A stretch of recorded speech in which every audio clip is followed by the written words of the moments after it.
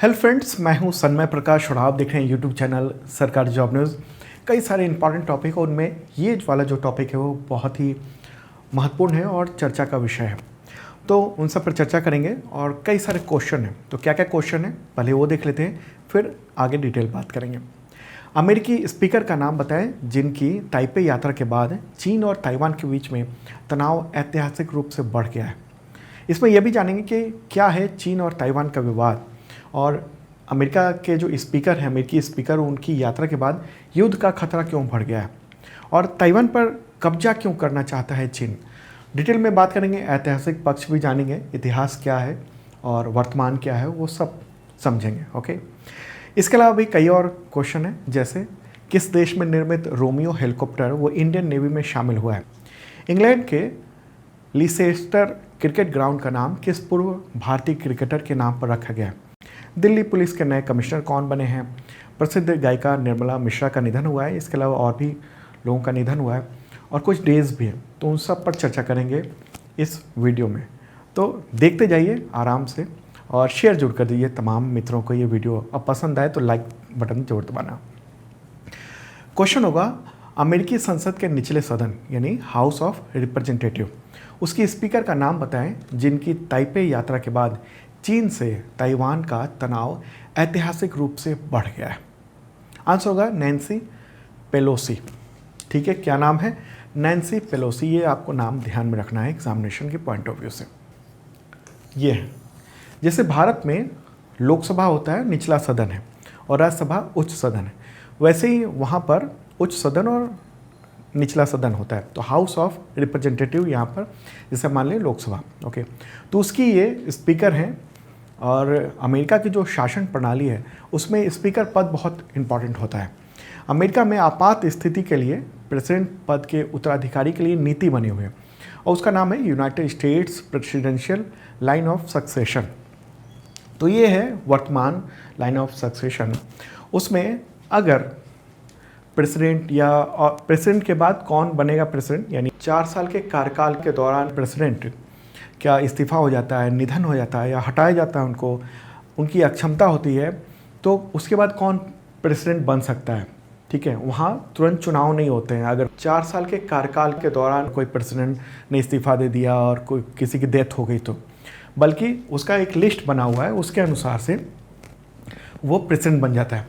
तो जैसे अभी इस वक्त है जो बाइडेन प्रेसिडेंट, तो मान लीजिए इन्होंने इस्तीफ़ा दे दिया, डेथ तो नहीं कहेंगे, या किसी वजह से इनको हटना पड़ा, तो प्रेसिडेंट हो जाएंगी ऑटोमेटिकली कमला हैरिस।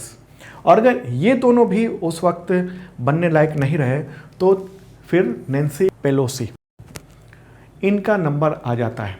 ओके, तो यानी कि अगर टॉप पोजीशन पे देखेंगे तो ये तीसरे स्थान पर हैं।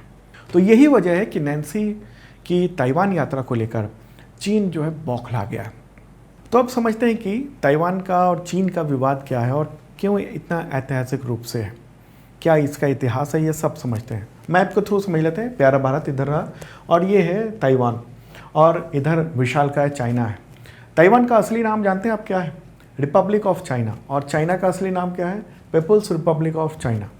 जैसे इंडिया का नाम है रिपब्लिक ऑफ इंडिया। दोनों पहले एक ही थे, ताइवान और चीन दोनों एक ही थे। चीन का एक प्रमुख हिस्सा हुआ करता था ताइवान। 2 पॉलिटिकल पार्टी थी वहाँ पर, चाइनीज़ कम्युनिस्ट पार्टी और काविंगतान पार्टी, और बहुत बड़े हिस्से पर काविंगतान पार्टी का कब्जा था और कुछ हिस्से पर कम्युनिस्ट पार्टी का कब्जा था, चाइनीज़ कम्युनिस्ट पार्टी का।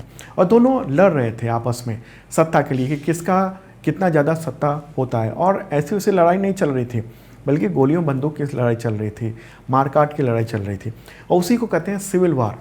चाइना में जो सिविल वार हुआ उसको 2 पार्ट में किया जाता है, लेकिन मैं एक साथ बता रहा हूँ। 1927 से 1949 के बीच में, 1927 से लेकर 1949 के बीच में। देखिए, सेकेंड वर्ल्ड वार के बाद चीन के रिप्रेजेंटेटिव के तौर पर चियांग काई शेक ने 1945 में यूनाइटेड नेशंस का जो चार्टर था उस पर सिग्नेचर किया था। उस समय शासन था चियांग काई शेक का, और उनकी पार्टी का नाम क्या था?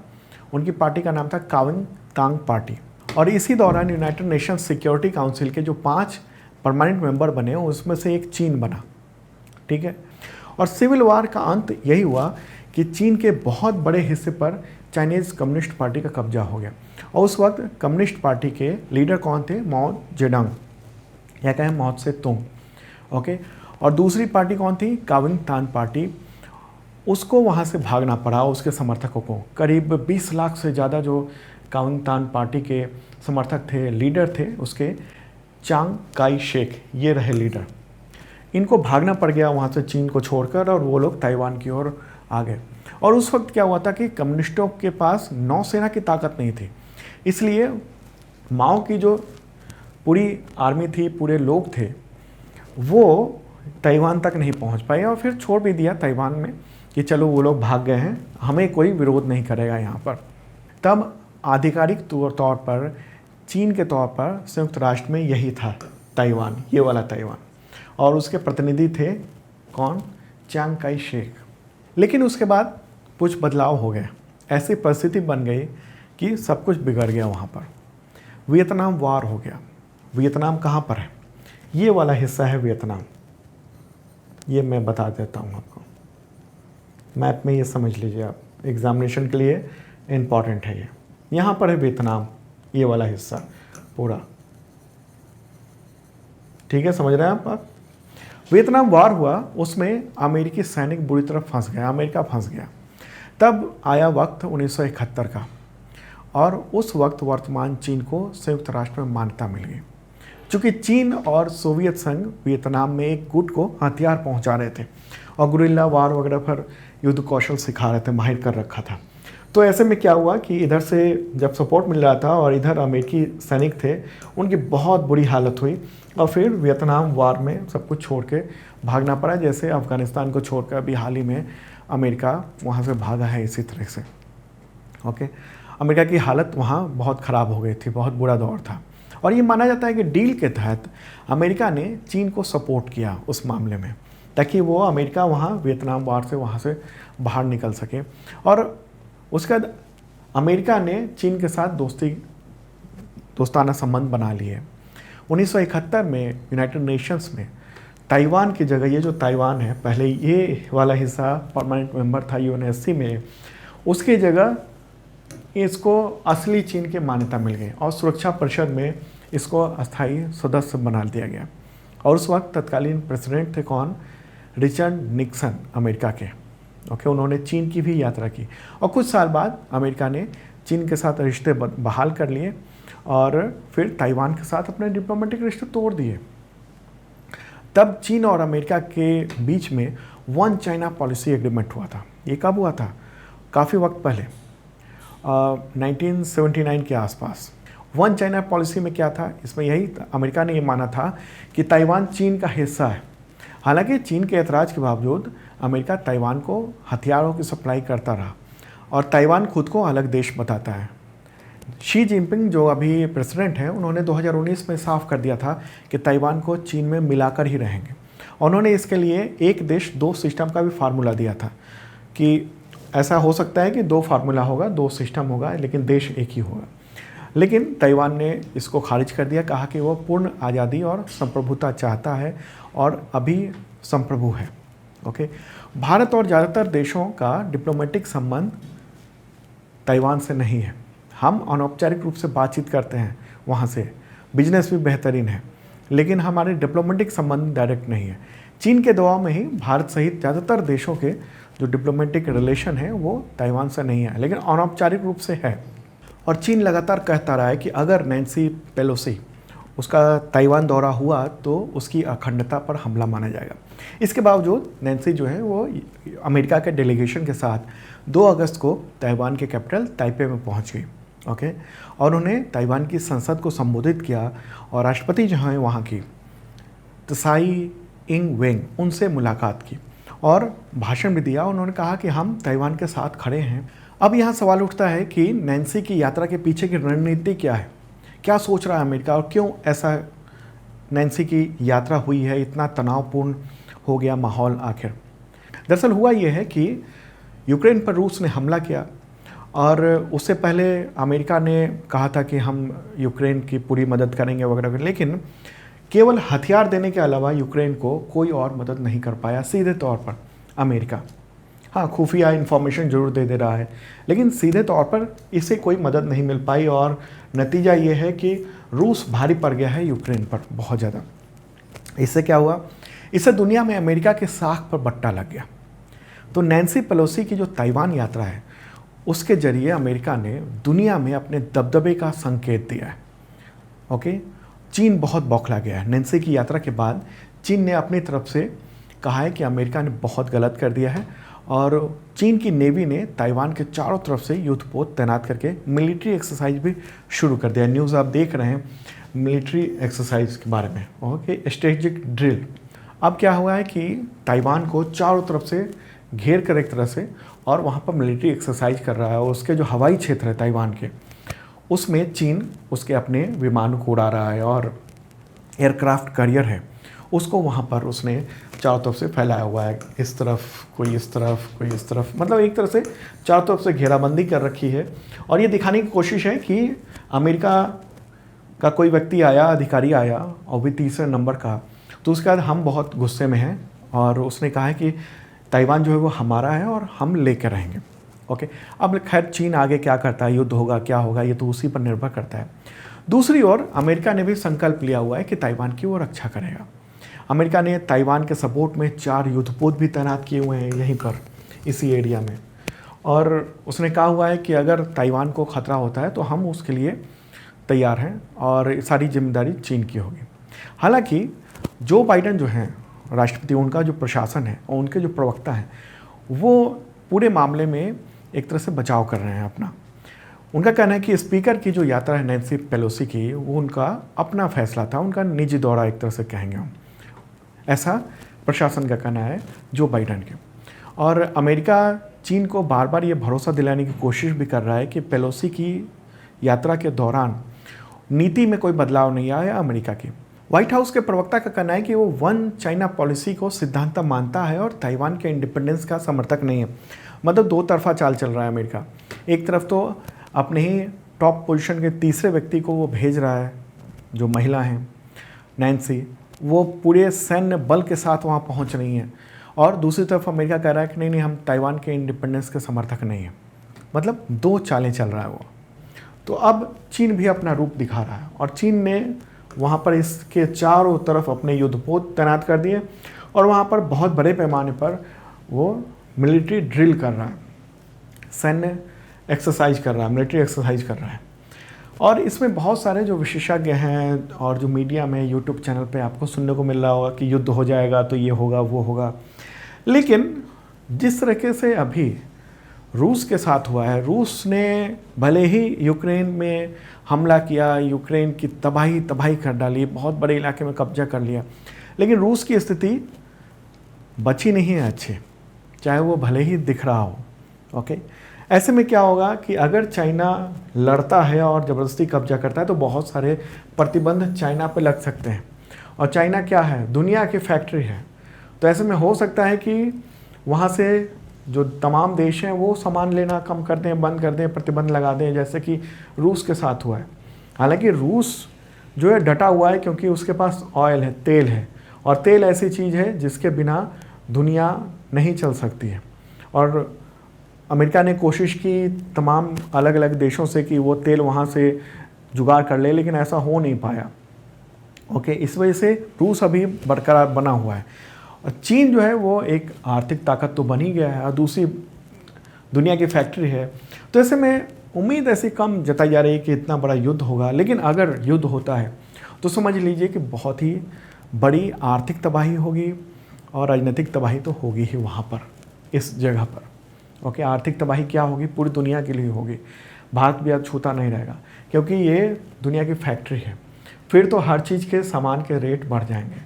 ओके, आपका कार बन रही है, कार का जो चिप बन रहा है, सेमीकंडक्टर बन रहा है, वो सेमीकंडक्टर का सबसे बड़ा उत्पादक है ताइवान, और अगर ये कुछ विवाद होता है तो सेमीकंडक्टर बनना एक तरह से बंद हो जाएगा यहाँ पर, क्योंकि इसे भी केवल खुद बना के नहीं सप्लाई कर रहा है, मतलब उसके लिए बनाने के लिए बहुत सारे जो उसे पदार्थ चाहिए वो इंपोर्ट कर रहा है अलग अलग देशों से। तो ऐसे में क्या होगा, यहाँ से सेमीकंडक्टर बनना बंद हो जाएगा और दूसरी तरफ यहाँ से उत्पादन भी बंद हो जाएगा। तो एक बड़े पैमाने पर दिक्कत आ जाएगी। और हर तरह के सामान चाइना बना रहा है, फैक्ट्री है, तो एक तरह से फैक्ट्री बंद हो जाएगी। फैक्ट्री बंद हो जाएगी तो क्या होगा, सामान की किल्लत हो जाएगी, कीमतें बढ़ने लगेंगी, ये सब की समस्या बनी हुई है। तो मुझे लगता है कि चीन और ताइवान के बीच का जो मसला है वो सब पूरी बात आप समझ चुके होंगे, इतिहास, वर्तमान और क्या आगे आने वाले भविष्य में खतरे हैं उन सब रिलेटेड। और जो भी मैंने बताया है वो सब का PDF अवेलेबल है, डेली का PDF फ्री होता है। इस वीडियो के डिस्क्रिप्शन में जाइए, वहाँ से आप डाउनलोड कर सकते हैं PDF। आज के इस वीडियो का पूरा PDF है। और अगला क्वेश्चन जो है ना वो भी चीन से ही जुड़ा हुआ है, बहुत ही इंपॉर्टेंट है। क्वेश्चन होगा, चीन से तनाव के बीच में LAC के पास इंडिया और अमेरिका उसके बीच में किस राज्य में युद्ध अभ्यास आयोजित होगा। अक्टूबर में ये आयोजित होना है और LAC से 100 किलोमीटर भी नहीं है, 100 किलोमीटर के अंदर ही है, वहाँ पर इतना बड़ा युद्ध अभ्यास होने वाला है। इसका आंसर बताते हैं उससे पहले इन्फॉर्म कर दूँ आपको कि अब तक का यानी जनवरी से लेकर जुलाई तक का करंट अफेयर्स अवेलेबल है, PDF और बुक भी अवेलेबल है। बुक बहुत ही शानदार हुई है और मैं दावा करता हूँ कि 2022 में जितने एग्जामिनेशन हुए हैं, UPSC हो, SSC हो, रेलवे हो, UPPSC हो, BPSC हो, उन सब में करंट अफेयर्स के जितने क्वेश्चन आए हैं वो 90% से ज़्यादा हमने जो बताए थे, जो पढ़ाए थे, वो सब आए हैं। तो इस साल का जो अभी तक 7 महीने का ये बुक भी अवेलेबल है, आप लोग ले सकते हैं। बहुत मामूली सी रकम है इसकी। और PDF लेने के लिए आपको 1 ईयर का मेंबरशिप लेना होगा। PDF भी अवेलेबल है और शानदार तरीके का PDF है। एक है 1 लाइनर और एक है MCQ विद डिटेल्स। तो 1 ईयर का मेंबरशिप है, 1 साल का, और इसके जरिए आपको मिलता है क्या क्या, करंट अफेयर्स का PDF weekly, monthly, quarterly, half yearly, yearly, और लगातार अपडेट आते रहते हैं PDF के। और 2 तरह के वो PDF होते हैं, MCQ विद नोट्स और 1 लाइनर। इसके अलावा वीकली मॉक टेस्ट होता है, एवरी संडे को करंट अफेयर्स का टेस्ट होता है, जांच कर सकेंगे कितना नॉलेज है करंट अफेयर्स का। Exam based monthly test series भी आयोजित किया जाता है एवरी मंथ में, और उसमें करंट अफेयर्स के अलावा भी तमाम सब्जेक्ट के क्वेश्चंस होते हैं। UPSC होगा, SSC होगा, रेलवे होगा, इन सब के टेस्ट लगातार चल रहे हैं। 40% डिस्काउंट है बुक्स पे। बुक जो अभी आई है उस पर अगर मेंबरशिप लेते हैं तो मात्र 135 रुपये के आसपास पड़ता है और फ्री शिपिंग भी है। देखना जरूर, इस वीडियो के डिस्क्रिप्शन में बहुत ही काम आएगा आपके। क्वेश्चन होगा, मैंने क्वेश्चन पहले ही बता दिया था, चीन से तनाव के बीच में LAC के पास भारत और USA के बीच में किस राज्य में युद्ध अभ्यास आयोजित होगा अभी अक्टूबर में। आंसर होगा उत्तराखंड। न्यूज़ भी आप देख रहे हैं, फाइनेंशियल एक्सप्रेस, इंडियन एक्सप्रेस का ही एक हिस्सा है कि मेगा मिलिट्री एक्सरसाइज होने जा रहा है उत्तराखंड के औली में अक्टूबर में। और इस मिलिट्री एक्सरसाइज का नाम क्या है, युद्ध अभ्यास। इसका नाम ही है युद्ध अभ्यास, और बहुत बड़े पैमाने पर ये मिलिट्री एक्सरसाइज होने जा रहा है। और ये 18वां संस्करण है और ये कब से कब तक होगा, 14 से 31 अक्टूबर तक होगा। मैप के जरिए भी देख लेते हैं। तो ये रहा प्यारा भारत, और अब देखते हैं ये रहा उत्तराखंड।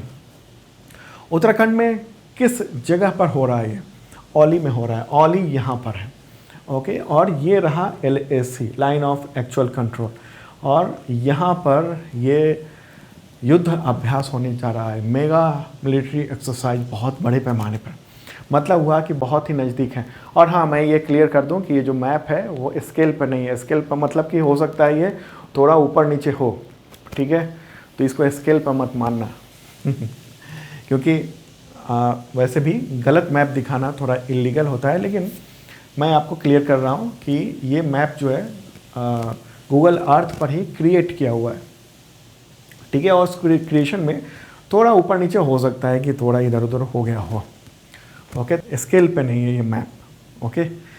तो इस जगह पर है और इतने ही नज़दीक में। और अगर यहाँ से यहाँ की दूरी देखेंगे तो 100 किलोमीटर से भी कम है, 100 किलोमीटर तकरीबन यहाँ आता है, यहाँ से LAC से यहाँ पर। और ये नज़दीक में ही ये मिलिट्री एक्सरसाइज होने जा रही है, बहुत बड़ी बात है। आप देखिए कि चीन और ताइवान के बीच में जो टेंशन चल रहा है उसमें अमेरिका पड़ा हुआ है, और इंडिया और चाइना के बीच में भी LAC का टेंशन चल रहा है अलग अलग जगहों पर, कई सारे। और तो ये अब युद्धाभ्यास होने जा रहा है। पिछला ये वाला जो युद्धाभ्यास है ना वो कब हुआ था, 2021 में हुआ था, और अमेरिका के अलास्का में हुआ था, ओके। उद्देश्य यही कि इंडिया और अमेरिका अपनी अपनी सेनाओं, मतलब दोनों सेनाओं के बीच में समझ, सहयोग, ये सब बन सके। क्यों इम्पॉर्टेंट है LAC के पास ये युद्धाभ्यास जो होने जा रहा है, वो क्यों इम्पॉर्टेंट है, क्योंकि उत्तराखंड के बाराहोती क्षेत्र में पिछले साल ही सितंबर में चीनी सैनिकों ने बड़ी हरकत की थी। बाराहोती इसी के पास है। चीनी सैनिक जो है वो भारतीय सीमा के करीब 5 किलोमीटर अंदर तक घुस आए थे। हालांकि कुछ घंटे बाद वो वापस चले गए थे और बताया जाता है कि बाराहोती में एक चारागाह है जिसको लेकर दोनों देशों के बीच में विवाद है। ओके, तो इसलिए उत्तराखंड में जो हो रहा है वो इम्पॉर्टेंट हो जाता है। अब समझते हैं, जब बात हो रही है मिलिट्री एक्सरसाइज की और इतने टेंशन भरे माहौल में, तो अमेरिका और इंडिया के बीच में कुछ जो डिफेंस पैक्ट है पिछले कुछ सालों में हुए हैं उन सबको भी देख लेते हैं। तो एक इम्पॉर्टेंट डिफेंस पैक्ट है 2016 में हुआ, लेमोए मतलब logistic exchange memorandum of agreement. इसमें क्या है? इसमें यह है कि दोनों देशों की जो सेनाएं हैं वो हथियारों के आपूर्ति, मरम्मत और एक दूसरे के ठिकानों का यूज़ करने की अनुमति देता है। ये एग्रीमेंट बाइलेटरल एग्रीमेंट है, द्विपक्षीय। 2018 में भी हुआ है एक एग्रीमेंट, कॉमकासा। फुल फॉर्म क्या है? Communication compatibility and security agreement. इस एग्रीमेंट में जो सिग्नेचर हुआ उसमें क्या है? दोनों देशों के बीच में हाई एंड टेक्नोलॉजी जो है उसका अंतर संचालन हो सकता है, मतलब हम उसके टेक्नोलॉजी का यूज़ कर सकते हैं, वो हमारी टेक्नोलॉजी का यूज़ कर सकता है। तीसरा जो एग्रीमेंट है 2020 में हुआ था, BECA basic exchange and cooperation agreement.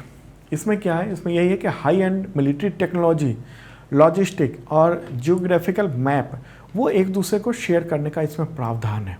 Okay, तो इस वजह से ये मिलिट्री एक्सरसाइज भी इम्पॉर्टेंट है। चलिए आगे बढ़ते हैं, अगला क्वेश्चन लेते हैं और डिफेंस से ही कई क्वेश्चन होते जा रहे हैं। चलिए क्वेश्चन होगा, किस देश में निर्मित रोमियो हेलीकॉप्टर है?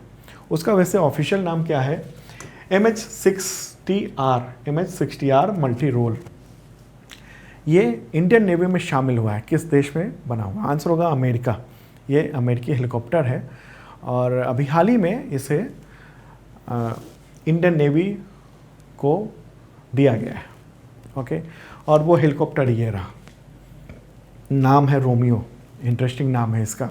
और ये भी उम्मीद जताई जा रही है कि रोमियो हेलीकॉप्टर को विक्रांत जो एयरक्राफ्ट कैरियर है उस पर तैनात किया जा सकता है। ओके, और इंडिया ने अमेरिका के साथ फरवरी 2020 में ही, यानी 2.5 साल पहले एग्रीमेंट किया था 14,000 करोड़ रुपए का। उसमें यह था कि 24 रोमियो हेलीकॉप्टर वो इंडिया को मिलेंगे। तो अभी 2 हेलीकॉप्टर इसमें आ चुके हैं और जल्द ही बाकी सब हेलीकॉप्टर धीरे धीरे इंडिया को मिल जाएगा। ओके, चलिए आगे बढ़ते हैं और अब डिफेंस से अलग क्वेश्चन होगा, किस राज्य में वर्ष 2021 में सबसे ज़्यादा विधानसभा बैठकें हुई? या ये कहें कि विधानसभा बैठकों के मामले में कौन सा राज्य शीर्ष पर रहा है, टॉप पर रहा है वर्ष 2021 में? तो आंसर होगा केरल। ये PRS इंडिया ने अभी हाल ही में ये रिपोर्ट जारी की है और उस रिपोर्ट का नाम है annual review of state law 2021। तो न्यूज़ भी आप देख रहे हैं, द हिंदू में भी हाल ही में इसकी इन्फॉर्मेशन न्यूज़ भी आई है और ये रही रिपोर्ट PRS इंडिया की। इस रिपोर्ट के मुताबिक वर्ष 2021 में देश में केरल जो है वो सबसे ज़्यादा विधानसभा की बैठक करने वाला राज्य है। आप देख रहे हैं ये ग्राफिक्स भी, ये 61 मीटिंग हुई है। 2021 की बात हो रही है। ये 2021 क्यों? क्योंकि उस वक्त कोरोना महामारी ने देश में बुरी मतलब दुर्दशा से कर दी थी और उस दौरान काफ़ी मीटिंग हुई। इतने ओडिशा में सेकेंड पोजीशन रहा ओडिशा, 43 मीटिंग हुई। कर्नाटका में 40 मीटिंग हुई। तमिलनाडु में 34, बिहार में 32, हिमाचल प्रदेश में 31, राजस्थान में 26, झारखंड में 26, असम में 26 और गुजरात में 24। ये इस तरह से कुछ राज्यों के डिटेल हैं जो टॉप स्थिति है उसकी। ठीक है, इम्पॉर्टेंट बात है। केरल टॉप पर रहा है। केरल की बात करें, राजधानी क्या है? तिरुवनंतपुरम। गवर्नर कौन है? आरिफ मोहम्मद खान और मुख्यमंत्री P विजयन है। अगला क्वेश्चन लेते हैं, दिल्ली पुलिस के नए कमिश्नर कौन बन गए हैं? आंसर होगा संजय अरोड़ा। इससे पहले ये ITBP के DG पद का काम भी कर चुके हैं। मूलतः राजस्थान के रहने वाले हैं। ठीक है, चलिए आगे बढ़ते हैं, अगला क्वेश्चन लेते हैं। प्रसिद्ध गायिका निर्मला मिश्रा, उनका निधन हो गया 30 जुलाई 2022 को। तो किस राज्य से थी? आंसर होगा पश्चिम बंगाल। और ये रहा फोटोग्राफ। उनका निधन कोलकाता में हुआ है। 81 ईयर की थी और कई सारे अवार्ड उनको मिल चुके हैं पश्चिम बंगाल के। संगीत सम्मान, बंग भी भूषण और उन्होंने बंगाली और उड़िया फिल्में जो थी उसमें शानदार गाने गाए थे, काफ़ी पॉपुलर थी वो। अगला क्वेश्चन लेते हैं, इंग्लैंड के लिसेस्टर क्रिकेट ग्राउंड का नाम किस पूर्व भारतीय क्रिकेटर के नाम पर रखा गया है? आंसर का सुनील गावस्कर, और न्यूज़ भी आप देख रहे हैं इकोनॉमिक टाइम्स में। ओके, और ऐसा पहली बार है जब इंग्लैंड में किसी क्रिकेट स्टेडियम का नाम भारतीय क्रिकेटर के नाम पर रखा गया है। इस स्टेडियम के नाम बदलने की बात बहुत दिन से हो रही थी, वहाँ के इंग्लैंड के सांसद कीथ वाज ने शुरू की थी कि बदला जाए, और फिर आखिरकार अभी हाल ही में कुछ दिन पहले यानी जुलाई में इसका नाम आधिकारिक तौर पर सुनील गावस्कर के नाम पर रख दिया गया है। ठीक है, ये तंजानिया में भी एक स्टेडियम है, जांसीबार में, तंजानिया के जांसीबार जगह में, और वहाँ भी एक स्टेडियम है गावस्कर के नाम पर है। ओके, सुनील गावस्कर, उनका जन्म हुआ था मुंबई में 1949 में, और 1971 से लेकर 1987 या 1987 तक उन्होंने शानदार खेला, करियर बेहतरीन रहा है उनका। ठीक है, अगला क्वेश्चन लेते हैं, असम के अतुलानंद गोस्वामी, उनका निधन हो गया, वहाँ के असम के रहने वाले थे 27 जुलाई को। तो किस लिए प्रसिद्ध थे? आंसर का साहित्यकार के तौर पर वो प्रसिद्ध थे, पॉपुलर थे। 87 ईयर के थे और वो लघु कथाकार और साहित्यकार और उपन्यासकार के रूप में उनको जाना जाता है। अगला क्वेश्चन लेते हैं, विश्व हेपेटाइटिस डे ये कब मनाया जाता है? आंसर होगा 28 जुलाई को। और ये बीमारी जो होती है उसकी वजह से लीवर में सूजन आ जाता है।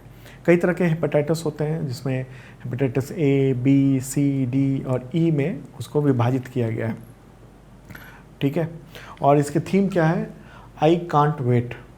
ओके, हेपेटाइटिस में इंपॉर्टेंट बात यह है कि तुरंत इलाज की ज़रूरत होती है। अगला क्वेश्चन लेते हैं, अंतर्राष्ट्रीय बाघ दिवस यानी इंटरनेशनल टाइगर डे कब मनाया जाता है? आंसर होगा 29 जुलाई को। ठीक है, इंपॉर्टेंट बात है, 2010 से ये शुरू हुआ था ये दिवस मनाया जाना। अगला क्वेश्चन, विश्व प्रकृति संरक्षण दिवस यानी वर्ल्ड नेचर कंजर्वेशन डे कब मनाया जाता है? आंसर होगा 28 जुलाई को। उद्देश्य यही है कि प्रकृति की रक्षा हो सके, और थीम क्या है इस बार की 2022 की? Cut down on plastic use, यानी प्लास्टिक यूज़ को आप कम कीजिए, ख़त्म कीजिए। ओके, अगला क्वेश्चन लेते हैं, विश्व स्तनपान सप्ताह कब मनाया जाता है? आंसर होगा 1 से 7 अगस्त तक। ठीक है, ये अगस्त महीने के पहले सप्ताह में मनाया जाता है। ओके, तो ये 7 दिनों तक, तो 1 से 7 तक ये आयोजित किया जा रहा है। और थीम क्या है इस बार की 2022 की? तो स्तनपान शिक्षा और सहायता के लिए कदम बढ़ाएं। ठीक है, तो दोस्तों ये था इंपॉर्टेंट करंट अफेयर्स। कैसा लगा कमेंट बॉक्स में आप बता सकते हैं, और आप मेंबरशिप ले सकते हैं। मेंबरशिप के जरिए करंट अफेयर्स की शानदार तैयारी होगी। और ऐप ज़रूर डाउनलोड कर लेगा, अगर आप लोगों ने ऐप नहीं डाउनलोड किया है तो ऐप गूगल प्ले पर है, सरकारी जॉब न्यूज़ सर्च करना है और यहाँ पर ये वाला लोगो दिखाई देगा, और वो डाउनलोड कर सकते हैं, और फिर मेंबरशिप के जरिए शानदार तैयारी करंट अफेयर्स की हो जाएगी। यहाँ पर करंट अफेयर्स एक्सपर्ट आपके लिए मौजूद हैं। अब मिलते हैं कल।